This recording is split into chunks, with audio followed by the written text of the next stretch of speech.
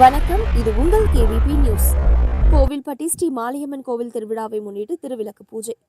கோவில்பட்டி ஸ்ரீ மாலையம்மன் கோவில் வைகாசி பொங்கல் பெருந்திருவிழாவை முன்னிட்டு தனுஷ்கோடியாபுர தெருவில் உள்ள ஸ்ரீ செல்வ விநாயகர் கோவிலில் 201 பெண்கள் கலந்து கொண்டு திருவிளக்கு பூஜை நடைபெற்றது. பூஜைகளை சுப்பிரமணிய ஐயர், முருகன் சுவாமி செய்திருந்தனர்.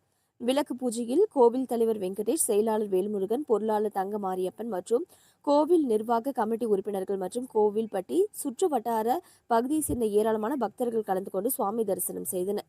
மேலும் பக்தர்களுக்கு பிரசாதமும் வழங்கப்பட்டது. மேலும் தகவல்களுக்கு 9442243811 என்ற எண்ணை தொடர்பு கொள்ளவும்.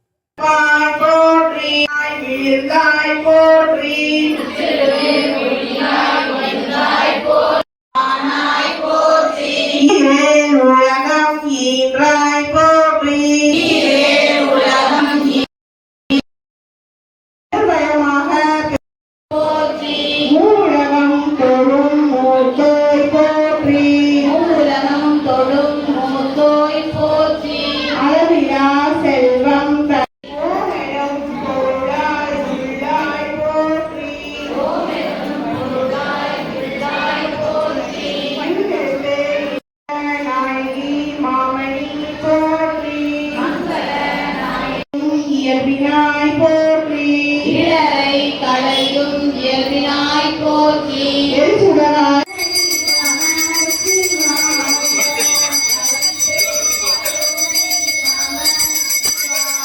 தனிப்பெரும் கருணை